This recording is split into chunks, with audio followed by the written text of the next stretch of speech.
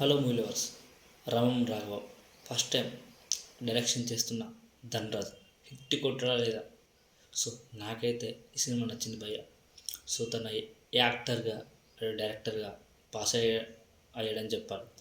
So రామం రాఘవం దర్శకుడు ధన్రాజ్, నటులు సముద్రకని, ధన్రాజ్, హరీష్, ఉత్తమాన్, సత్య, పృథ్వీరాజ్, సునీల్, ప్రమోదిని, మోక్ష, సంగీతం అరుణ్.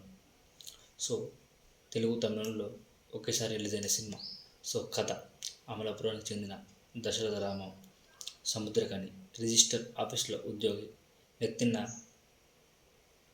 నైతికత, నిజాయితీ తలదిండుగా పెట్టుకున్న అతనికి ఒకటే సమస్య. తన కొడుకు రాఘవ చదువులో పెద్దగా ఆసక్తి లేకుండా రోజంతా తాగుతూ బెట్టింగ్స్ ఆడుతూ తిరుగుతుంటాడు. తండ్రి ప్రేమ ఎంత ఉన్నా అతనిపై కోపంతో కూడా ఉంటాడు. ఒకానొక దశలో తండ్రిని పూర్తిగా ద్వేషించేసిన రాఘవ అతన్ని చంపాలని భావిస్తాడు. ఈ పథకంలో అతనికి దేవ, హరీష్, ఉత్తమన్ పరిచయం అవుతుంది. తండ్రిని చంపాలనే ఆలోచన ఎందుకు వచ్చింది? రాఘవ తన ప్రయత్నంలో ఎంతవరకు ముందుకెళ్ళాడు? చివరికి ఏమైంది అన్నదే ఈ సినిమా మేజర్ థీమ్ అని చెప్పాలి. సో ప్లస్ పాయింట్స్: ధన్రాజ్ దర్శకత్వం. తన డెబ్యూ సినిమా అయిన కథను చాలా ఆసక్తికరంగా తెరకెక్కించాడు. Technical work, cinematography, lighting, production values అద్భుతంగా ఉన్నాయి. సో తండ్రి కొడుకుల సంబంధాల నేపథ్యంలో కొత్త యాంగిల్ చూపించారని చెప్పచ్చు. క్లైమాక్స్ ట్విస్ట్ సో ప్రేక్షకులకు చాలా నచ్చుతుంది.